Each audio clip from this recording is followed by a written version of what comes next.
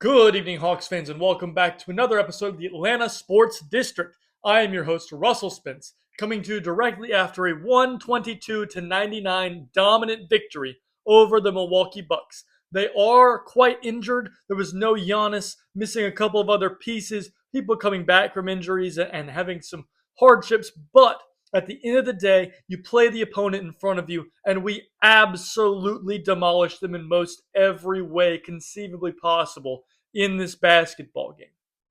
We were by far and away the better team. We had by far and away the better energy. We played much more sustainable defensively. We were picking up 94 feet. We were causing havoc. We were building up an ability to build a big lead. And then we were able to keep that lead because we continued to do the things that gave us the lead in the first place. That is the recipe for success, right? A lot of times teams will think you build up your big lead and then you try to hold on to it. No, you don't change anything. Once you build the big lead up, you keep going with that stuff you've been doing because the other team is going to make runs. The NBA is a game of runs. That's all people do. 10-0 run here, 11-0 run there. Doesn't matter. So you know they're going to make a run at some point. What you want to do is not drop the intensity for the entire game so that when they do make that run, you make one right back and you put them right back in the dirt. And that's what we did all night long. It was fantastic, really lovely play. And let's get into what exactly happened in terms of offense and defense to give us this ninth straight victory, the first time since 2015 when the Hawks won 60 games. So, offensively, how were we able to do this? Well, first of all, they are bad defensively. If they want to know why they're in the play-in tournament, look at their defense. They have a center who's averaging 5 rebounds a game and is not protecting the rim really at all. We had wide open layups all night long. Just straight line drive like we're in pregame warmups. Straight to the rim. And so to me, I look and say, yeah, their defense is bad, but you have to take advantage of that. And so offensively, what we did was we played downhill attacking basketball from every single player on our team all night long. We attacked and attacked and attacked. And when we got tired of attacking, we attacked some more because we knew that would be a winning formula. Every player on our team was pounding in the paint. We were absolutely vicious with the way we attacked the paint, and it was wonderful. They could not stop it. They didn't want to stop it. And so that gave us efficient basketball, not only in the paint, but because we were attacking so aggressively, we had a bunch of crack and kick opportunities for threes that allowed CJ McCollum to hit a good number of his threes, that allowed Naw to hit a good number of his threes, gave Zach a couple of threes, gave Vincent a couple of threes. These attacking, crack and kick, find an open shooter, and he hits it looks are much more applicable to success. They make more of those shots because it's an inside out, very open, easy look, in rhythm, catch, shoot, bang, it goes in. Really wonderful stuff. All night long. And defensively, we had one portion of the game where defensively we lost some of our energy. And it was in the first quarter, they went on an 11-0 run at one point where we just really, the defense wasn't locked in. Other than that, like maybe 3-minute stretch, the defense was fantastic.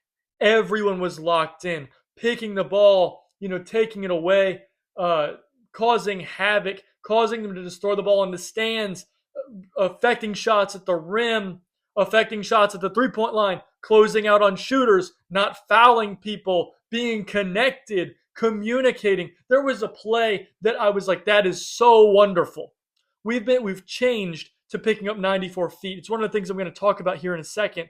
But Dyson Daniels gets a back cut, catches the ball, lays it up, and gets hit and is knocked on his tail out of bounds. And his man is going to get the inbound. And so while he's on the floor, Zach picks up his man 94 feet, allowing Dyson to get up, sprint back into play. He communicates with Zach, hey, I've got him now. And Zach drops off. They didn't start that offensive possession. They didn't get into their set where they wanted to be until there was 11 seconds left on the shot clock. I went back and watched. It was one of the most miraculous defensive possessions I've ever seen. And nothing really happened. Just for 13 seconds, we made it really, really hard for them to get on the court where they wanted to go. And I can guarantee you know what happened in that possession. The shot clock went down to about 1 second. They heaved up a crazy three, and they missed it. That's the kind of defense we've been playing. And it's more about connectivity than it is about talent. That's one thing, like, we have had in many years great defensive talent. But in many years, we've had bad defensive teams because we weren't connected. We weren't communicating. We didn't have anything organizing the defense. Like I've talked about, some of the things that Mo Gay does so well is organizing the defense. I talked about how Onyeka recently has drastically improved in like the last 20 games at his ability to organize, his communication skills. You can see it on the broadcast, how things are more organized between each player, but also you can watch him pointing things out and communicate. You can see him talking to his teammates. These are things that are important, and it's what's making the defense be so sustainable and so good. So you can look at all the numbers you want and all the analytics you want of, they have the number one or the number two defense since the All-Star break. And you can say, oh, well, the opponent shooting field goal percentage has gone down, and it's just a fluke thing. It'll turn back around and their defense will be bad again. But what I'm seeing is a team that is understanding how to be a good defensive team now. They figured it out. We're going to communicate. We're going to make it hard on the other team. We're going to create turnovers. We're going to cause havoc. And we are going to fight on the defensive glass. And we're never going to give up these easy, simple offensive rebounds anymore. That kind of pressure we're putting on teams is what is causing this run of wins, but also these run of dominant wins. I know we've played bad teams in these 9 games. But at the end of the day, you have to win 9 games in a row, and that's very difficult to do against any NBA teams. But that's not the only thing that we're doing. We're not beating these teams by 3. We are blowing these people out in a lot of these games. And what is going right is that the defense has stepped up. We gave up 99 points tonight in a high-paced game. That's awesome. To me, I say that's what leads us to next year. We could make a couple of, in moves in free agency, some smart go get them moves in free agency. And you could see us really make a push if the defense stays the way it's been this run. Maybe even the last 20 games. That is what is changed to make this run possible. Is that the defense is so much more connected than it used to be. So I'm going to talk about 2 more things that I want to talk about that we've made adjustments that I think have also lended themselves to extreme success. And both of them, I think that we should have seen earlier in the year that they would be very beneficial to our team in terms of the success of winning. And the first one is picking up 94 feet. As I've talked about, we made that difference where now every single player, if you play on the court, if your guy's dribbling the ball up the floor, you have him starting at the inline. And that's made a huge difference to the defense. And the team has been giving of themselves. That is the big thing. That takes a toll on your body. And they've said, I don't care. I am going to take away this opportunity for them to get the ball up the court and get in their offensive set easily. And that has been a huge catalyst towards winning. And the other one is our offensive rebound rate. We are crashing the glass like crazy. Every single player. Tonight, Corey Kispert had an offensive rebound. CJ McCollum had an offensive rebound. Jock is killing the glass. Mo's killing the offensive glass. Zach's killing the offensive glass. Jalen's killing the offensive glass. Every single player. Dyson had multiple offensive rebounds. When you are getting this many offensive rebounds, it puts a big toll on the other team and gives us easy second chance points. A lot of our kicking, crack and kick open threes came off of a dude get an offensive rebound. They collapsed the paint. We kicked it to a dude who was wide open and he made it. That's a big difference in this game. And it's been a big difference in this winning streak and again in our more, upward form in the last about 20 games has been these changes that happen after the All-Star break. And I look and say, that's great. We had one of the most big athletic teams in the whole NBA all year. We should have been crashing glass all year. We've had a similar defensive roster to this one all year. Why have we not been picking up 94 feet all year? And so that's just an observation that I don't understand how that wasn't a thought process from the beginning.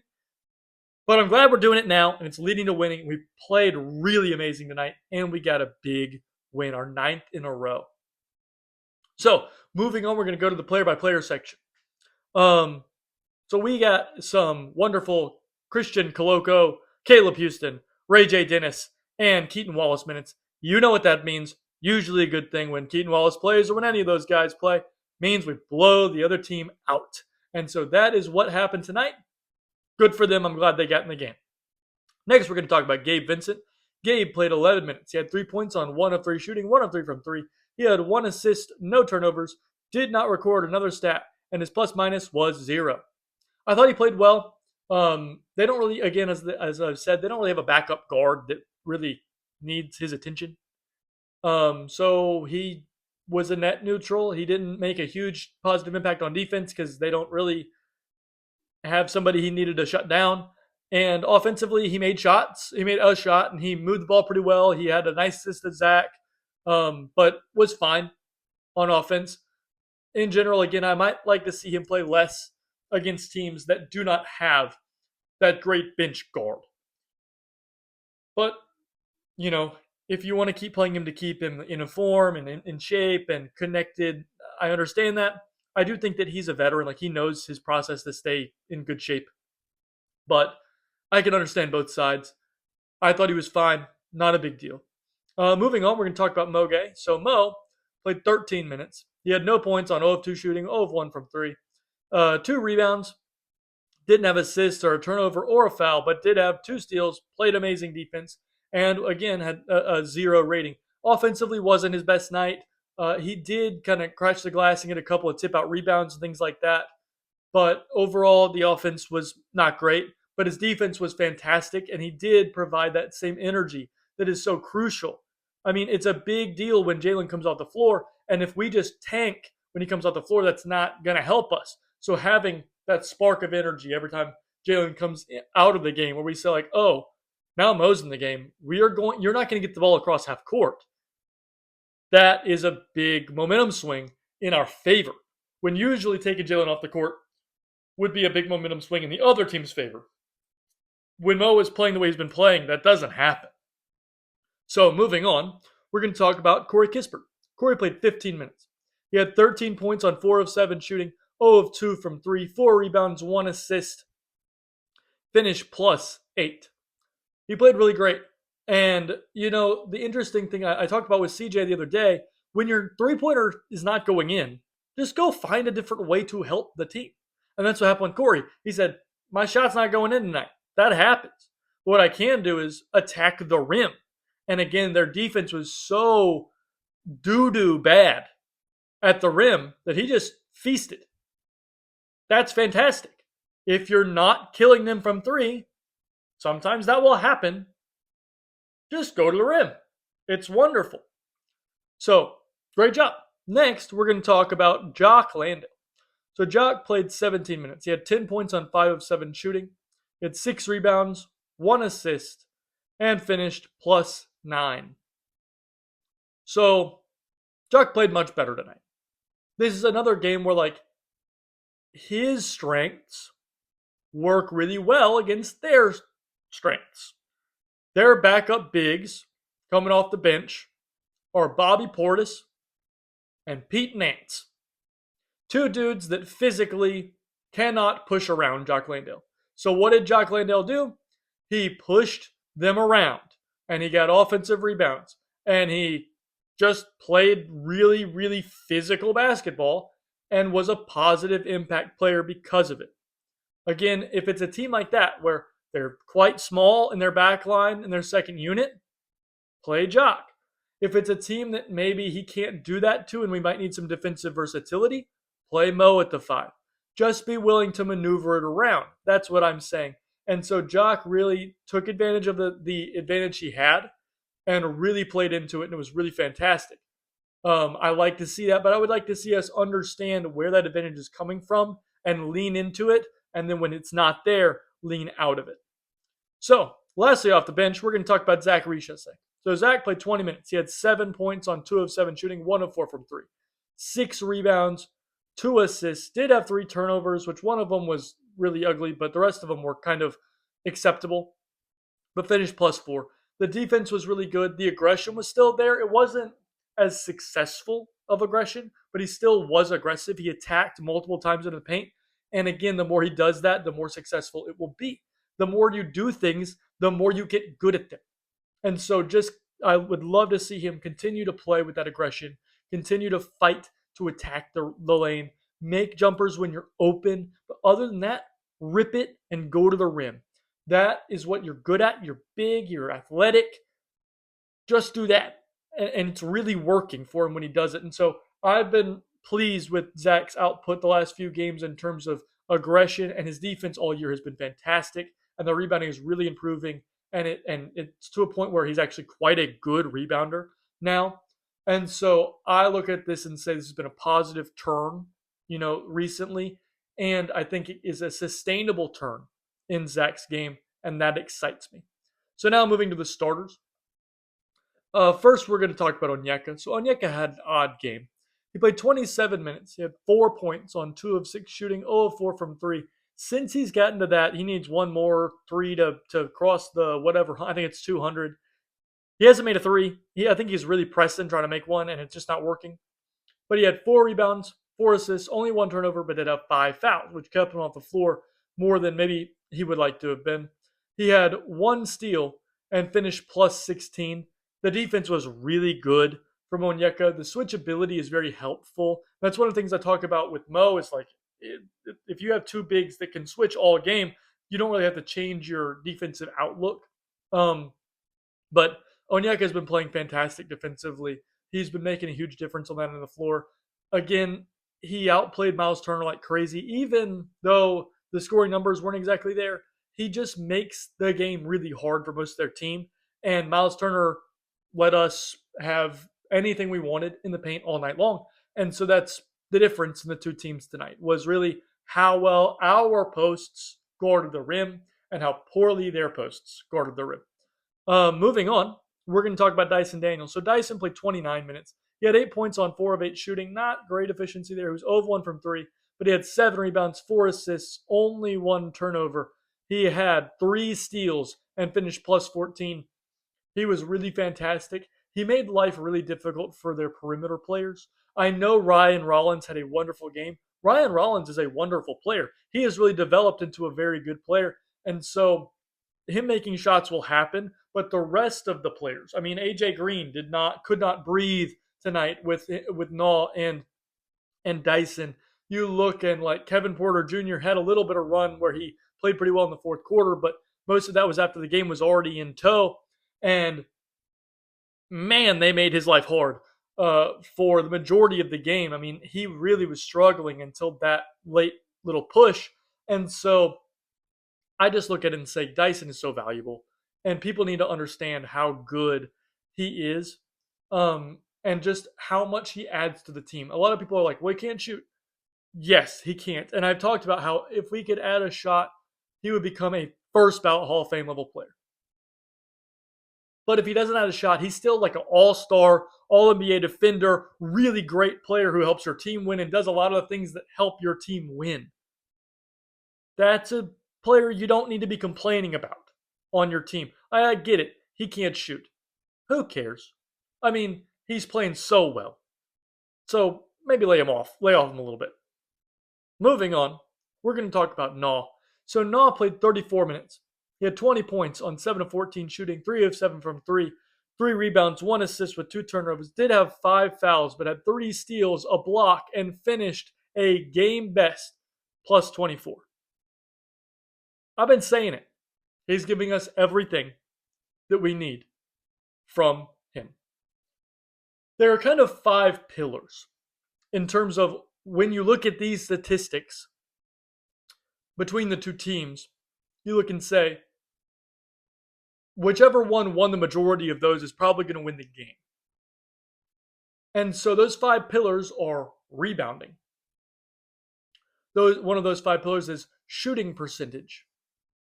You have turnover and assist creation. You have rim percentage and rim percentage against. How well are you defending the rim and how much are you giving up dunks and layups? And I'm drawing a blank on the 5th one for some reason right now. But the point is that he helps you in all of them. When you look at it, he is extremely helpful in terms of creating turnovers. He helps us win the turnover margin every single game.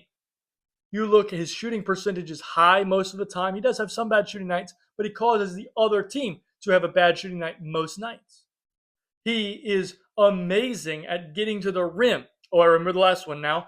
Free throw creation. He creates a ton of free throw opportunities and does not foul the other team in a shooting position very often, unless it's a smart foul like fouling Jericho Sims, who can't make free throws. And he is extremely helpful in the rebounding game as a guard. I mean, not only is he getting some rebounds for himself, but he's boxing out other people. There are very few times where I go, man, Naw missed his box out and his guy got the ball and laid it in. That's very rare. And so those 5 pillars that he's helping us with, rebounding, shooting percentage, turnover creation, and assist creation, rim percentage, and not stop. I mean, he's great at stopping people with the rim, and he gets the rim like crazy, and he creates a ton of free throws and does not foul. When you have a player who gives you all 5 of those pillars, you are going to have a player who helps you win games. And so when you look almost every night, he has a huge plus minus because he's giving you those 5 key aspects of the game. And so I cannot stand when people often will say like, oh, well, Nickeil Alexander-Walker, he's playing well this year, but like you could have never seen this jump coming. Yeah, you could, because he was giving Minnesota those 5 pillars last season, but he just needed more minutes. He just needed more opportunities. And that's what we've given him. And he has taken it like you take a bull by the horns. He ain't letting go. He is grabbed on like a pit bull to a stake. It is awesome how well he's playing because he's giving you those 5 things that it takes to win basketball games. If you look at those 5 statistics, whichever team wins those 5 statistics is probably going to win. If you win all 5 of them, you are going to blow the other team out. And guess what we did tonight? We won all 5 of those statistics, and you end up winning by a large margin. Fantastic stuff from Nickeil Alexander-Walker. You couldn't really ask for more. Moving on, we're going to talk about CJ McCollum. He played 27 minutes. He had 30 points on 10 of 18 shooting, 7 of 10 from 3. He had 3 of 4 from the free throw line. He had 3 rebounds, 2 assists, did have 2 turnovers, but had a steal and finished plus 17. CJ was really wonderful tonight. He didn't have his 3-point going early, and then he got downhill and started scoring in the paint, got a couple of free throws, then started making some threes, got hot, started destroying them because, again, their defense was as soft as tissue paper tonight. It was a wonderful thing to watch. He's been picking up 94 feet, helping the defense some, giving effort and energy, not taking possessions by hostage, and just really playing well. I'm really proud of what I've seen from CJ McCollum, and I'm just very pleased that that's what we've been getting from him. And lastly, we're going to talk about Jalen Johnson. He played 35 minutes. He had 23 points on 10 of 20 shooting. Not a wonderful efficiency night, but passable. He had 2 of 5 from 3, 10 rebounds, 12 assists with only 3 turnovers, and finished plus 23. Jalen, they had no answer for him. Looked like the best player on the court for the entire night. Played great defense. Was locked in. Was a superstar. That's all I have to say. Another triple double. I kind of wish it had been a 25-point triple double so we could get on that. They always have those ambiguous lists where it's like he has this many 25 triple doubles and this many 30-point triple double. I don't care about all that. He had a triple double. He was the best player on the court, one of the best players in the world right now. And all NBA, here he comes if he continues to play like this.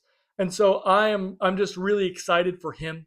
Great guy, hard worker, and this kind of momentum is something that can bring a lot of positive value to the city of Atlanta and to our Hawks franchise that we love so much. And I'm really excited to see how he continues to play going forward and hopefully getting some playoff experience and being able to be the guy in a playoff series will be big, very extremely big for Jalen Johnson. So, moving forward, our next game is a national slate game. It's on Peacock versus the Orlando Magic on Monday. Big game in the standings, big game for our confidence. Could be 10 in a row. Absolutely a huge game. Tune in, post on the internet. Let people know that you're excited for it. Let people know that you believe in your Atlanta Hawks and the things that we've got going on. I'm excited. We're all excited. 9 wins in a row. That is extremely rare. I don't care who you're playing. Teams don't win 9 games in a row in the NBA. It's just so hard to do. Absolutely fantastic stuff from the Atlanta Hawks. Let's keep the ball rolling. Let's keep beating teams that we are more talented than, that we can beat. Let's grit and grind out a win on Monday, and I will see you there. Let me know all of your thoughts. Like, comment, and subscribe here on the podcast on YouTube. Hit me up on all the socials. Y'all know what they are, at Atlanta Sports District on every single one of them. I really hope that we continue to play this well. I hope that I can continue to come on here and be absolutely elated with the effort that we put forward. And above everything else, I hope you have a great day.